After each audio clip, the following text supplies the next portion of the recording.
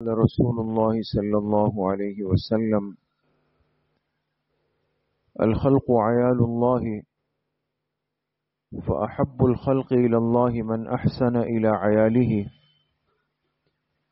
جناب رسول اللہ صلی اللہ علیہ وسلم کا ارشاد مبارک ہے کہ پوری مخلوق یعنی پوری انسانیت یہ اللہ کا کنبہ ہے، وہ یا اللہ کا ایک گھرانہ ہے، اور لوگوں میں اللہ کے نزدیک سب سے زیادہ پسندیدہ شخص وہ ہے جو اللہ کے اس گھرانے اور کنبے کے ساتھ اچھا سلوک کرے۔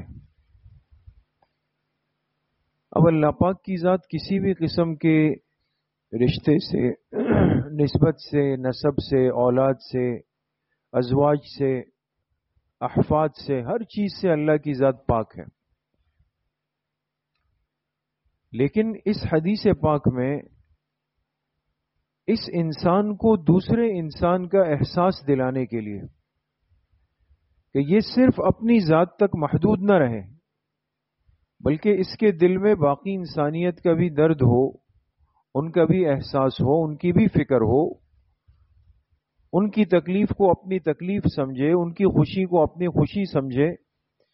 ایک انسان کو یہ احساس دلانے کے لیے اللہ کے پاک پیغمبر علیہ الصلاۃ والسلام نے جو الفاظ استعمال فرمائے اور جو تعبیر استعمال فرمائی کہ یہ بندہ سمجھ جائے، تو فرمایا الخلق عیال اللہ، جو ساری مخلوق ہے یہ گویا اللہ پاک ہی کا ایک گھرانہ ہے۔ اب جیسے ایک گھرانہ ہوتا ہے، ایک فیملی ہوتی ہے، اس میں بہت اونچ نیچ ہو، آپس میں کینچا تانی ہو، ہزار قسم کی باتیں ہوتی ہیں، لیکن اس کے باوجود بھی کبھی ایک گھرانے کے افراد یہ برداشت نہیں کر سکتے کہ میرے گھر کے دوسرے فرد کو کوئی ذلیل شرمندہ کر دے، اس کو کوئی رسوا کر دے، اس کو کوئی تکلیف دے دے، اس کو کوئی جانی مالی نقصان پہنچا دے، یہ کوئی بھی قبول نہیں کرتا۔ تو جب پوری مخلوق گویا کہ ایک خاندان بن گئی، ایک گھرانہ بن گیا، تو اب گھرانے کے افراد ایک دوسرے کا احساس کریں گے، نہ کہ ایک دوسرے کے لیے غلط راستے ڈھونڈیں گے، نہ کہ ایک دوسرے کو نقصان پہنچانے کے منصوبے اور تدبیریں بنائیں گے، ایک دوسرے کے لیے آسانیاں پیدا کریں گے۔ اور جو ایسا کرتا ہے، ایسا مزاج اپناتا ہے، فرمایا فَأَحَبُّ الْخَلْقِ إِلَى اللَّهِ، تمام مخلوق میں ایسا بندہ اللہ کو سب سے زیادہ محبوب ہو جاتا ہے۔ تو بھئی یہ بھی تو کرنے کا کام ہے۔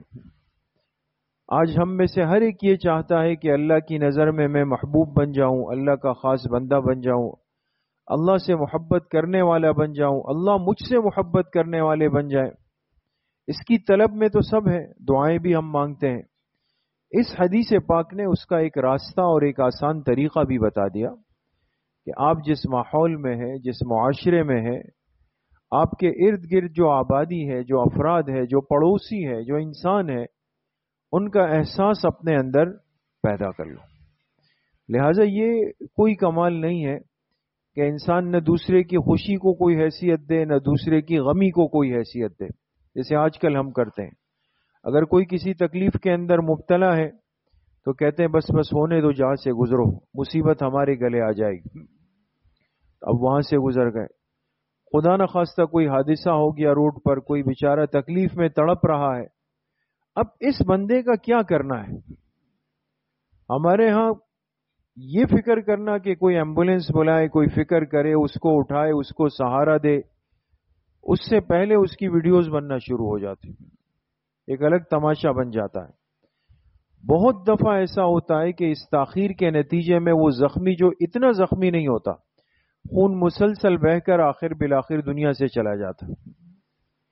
احساس انسانیت دن بدن مٹتی جا رہی ہے، یہ فکر زندگیوں سے بالکل ختم ہوتی چلی جا رہی ہے۔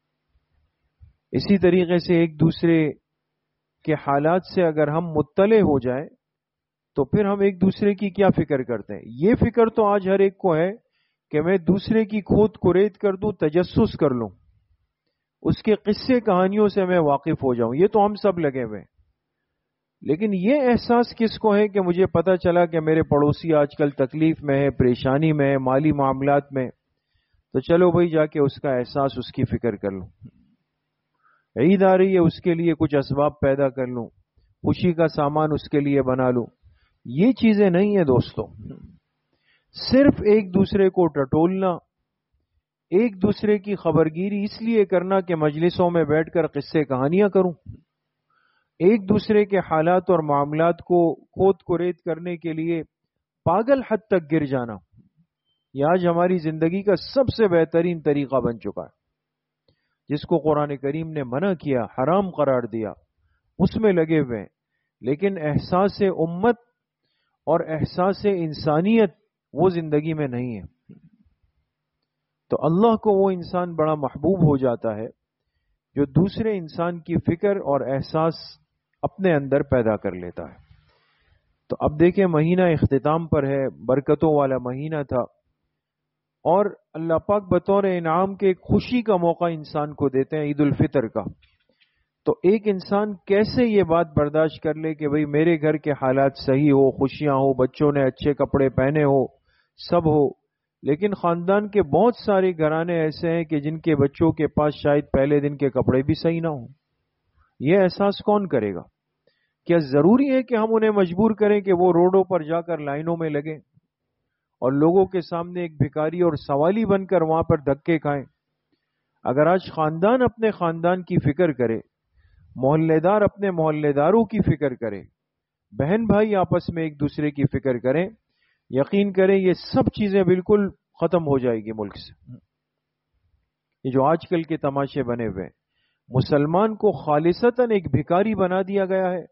وہ سڑکوں پر بیٹھا ہوا ہے، وہ روڈوں پر بیٹھا ہوا ہے، ان کی تصویریں، موویاں بن رہی ہوتی ہے کہ ہم ان کو یہ ڈونیشن دے رہے ہیں، ہم ان کو یہ دے رہے ہیں، یہ دے رہے ہیں، اور وہ بیچارے رات دن جو ہے پاگل ہو رہے ہیں. کبھی بھگدڑ مچتی ہے، کبھی کوئی کس چیز کی زد میں آتا ہے. انسانیت مٹ چکی ہے. اس لیے میرے عزیزوں، دوستوں، بزرگوں، ہم آپس کے رشتوں میں رہتے ہوئے ایک دوسرے کا احساس اور فکر پیدا کریں. اللہ پاک صحیح عمل کی توفیق نصیب فرمائے. الحمدللہ رب العالمین.